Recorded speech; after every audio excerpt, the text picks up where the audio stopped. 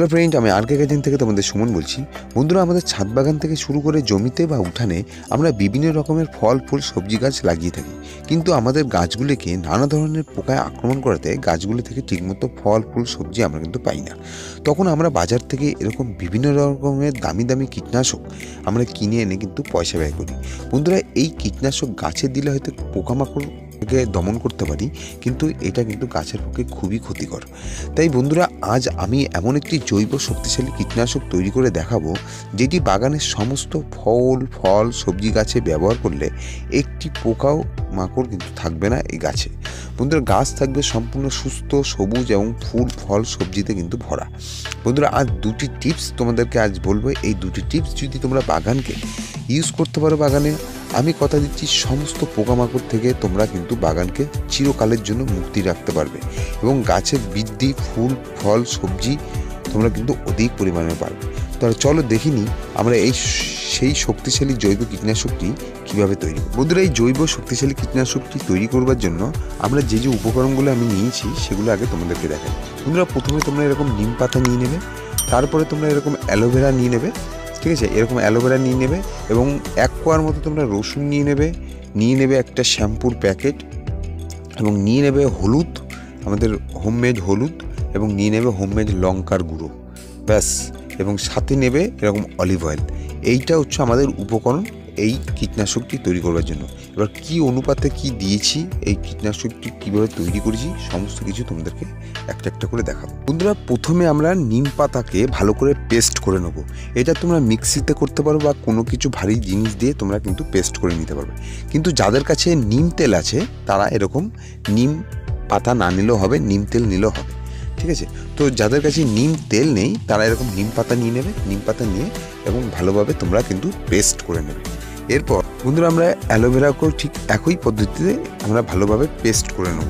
আমরা রসুনকেও ঠিক একইভাবে পেস্ট করে নেব।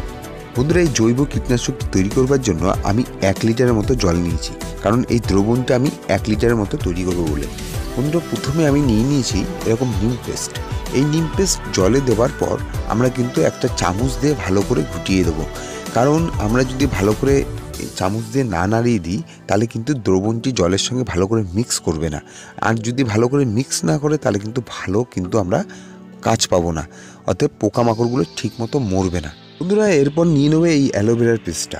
এই অ্যালোভেরার পেস্টটা এই কারণে নেওয়া হয়, যেহেতু অ্যালোভেরার এটা জেলি টাইপের, তাই আমরা যখনই গাছের পাতাতে স্প্রে করব যখন ওষুধটা, তখন কিন্তু গাছের পাতার সঙ্গে এই ওষুধটা কিন্তু অনেক দিন লেগে থাকবে এবং যে সমস্ত পোকাগুলো গাছের পাতার সঙ্গে লেগে আছে তাদের গায়ে কিন্তু আটকে থাকবে, আর তখনই কিন্তু পোকামাকড়গুলো কিন্তু খুব সহজেই মারা যাবে। তাই অ্যালোভেরা জেলটা আমরা কিন্তু এই কীটনাশকের সঙ্গে তৈরি করবার জন্য নিতেই হবে। বন্ধুরা, এই কীটনাশককে আরও শক্তিশালী করবার জন্য আমরা এই রসুনের পেস্টকে এই কারণেই নেওয়া হয়েছে যে রসুনের যে গন্ধ, সেই গন্ধে কিন্তু পোকামাকড় আর গাছের সামনে কিন্তু আসবে না। তাই আমরা এই রসুনকে পেস্ট করে আমরা কিন্তু এই উপাদানের সঙ্গে এই কীটনাশকটি তৈরি করবার জন্য আমরা কিন্তু নিয়েছি। বন্ধুরা, আমরা রান্নাঘরে ব্যবহার করি যে হলুদ, সেই হলুদকে আমরা নিয়েছি। এই হলুদ নেবার কারণ এটাই যে গাছের একদিকে যেমন ফাঙ্গাল প্রবলেম সলভ করবে, অন্যদিকে মিলিবাগের ফলে যে সমস্ত পিঁপড়া গাছে অ্যাটাক করে সেই সমস্ত পিঁপড়ার হাত থেকে কিন্তু মুক্ত করবে কিন্তু এই হলুদ। তাই আমরা হলুদকে নিই। এই কীটনাশকটি তৈরি করবার জন্য আমরা যে লঙ্কার গুঁড়ো নিয়েছি তার কারণ হলো, যে সমস্ত গাছে লেদা পোকার প্রচণ্ড পরিমাণে আক্রমণ হয়, সেই সমস্ত গাছে যদি আমরা এই কীটনাশকটা স্প্রে করি, এই লঙ্কার গুঁড়ো যদি ওই লেদা পোকার গায়ে একবার লেগে যায় তাহলে কিন্তু ওই লেদা পোকা কিন্তু সঙ্গে সঙ্গে মারা যাবে। তাই কিন্তু আমরা এই লঙ্কার গুঁড়োকে এই কারণে নিয়েছি। সম্পূর্ণ জৈব, গাছের কোনো রকম ক্ষতি হবে না। এরপর আমি 1 চামচের মতো এরকম অলিভ অয়েল নিয়ে নিয়েছি। যারা নিম তেল ইউজ করছো তারা নিম পাতা নেওয়ার দরকার নেই, আর এই অলিভ অয়েল নেওয়ার দরকার নেই, কারণ ওটাতেই হয়ে যাবে। তো যাদের কাছে নেই তারা নিম পাতা এরকম অলিভ অয়েল তোমরা নিয়ে নেবে।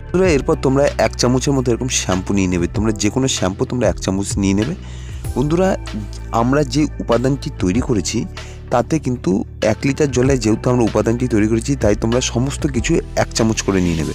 আর 1 মুঠ নিয়ে নেবে নিম পাতা, আর 1 মুঠ নিয়ে নেবে তোমরা হচ্ছে অ্যালোভেরা, ব্যাস। আর কিচ্ছু না লাগবে না বন্ধুরা। সমস্ত উপাদানগুলোকে ভালো করে নাড়িয়ে 10 মিনিটের মতো রেখে দেবে। 10 মিনিট পর আমরা কিন্তু গাছে ইউজ করব। বন্ধুরা 10 মিনিট পর আমাদের কীটনাশকটি রেডি হয়ে গেছে। আমরা কীটনাশকটিকে ইউজ করবার আগে নাড়িয়ে নেব।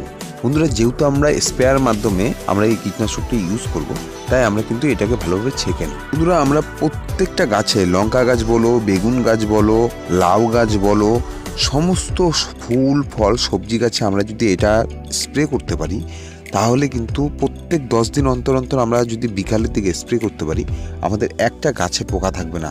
বন্ধুরা তোমরা এই কীটনাশক ইউজ করে দেখো, সম্পূর্ণ জৈব, কোনো রকম গাছের ক্ষতি হবে না, কোনো রকম গাছের ক্ষতি হবে না। তোমরা একবার ইউজ করো, খুব ভালো রেজাল্ট তোমরা পাবে।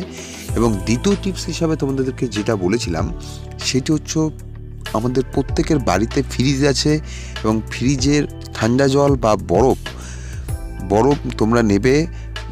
2-5 লিটার জলের সঙ্গে তোমরা বরফ মিশিয়ে নেবে, বা ঠান্ডা জলের সঙ্গে আরও কিছুটা জল মিশিয়ে, ওই ঠান্ডা জল যদি প্রত্যেক দিন তোমরা বিকালে স্প্রে করো গাছে, এই দুটো পদ্ধতি তোমরা যদি অল্টারনেটিভ করতে থাকো, মানে প্রত্যেক দিন তোমরা যদি বিকালে ঠান্ডা জল স্প্রে করো এবং প্রত্যেক 7 থেকে 10 দিন অন্তর অন্তর এই কীটনাশক তোমরা যদি গাছে স্প্রে করো, আমি কথা দিলাম একটা গাছে পুরো পোকামাকড় থাকবে না, গাছ পুরো চিরসবুজ থাকবে, ফুল ফল সবজিতে কিন্তু ভরে থাকবে তোমাদের বাগান।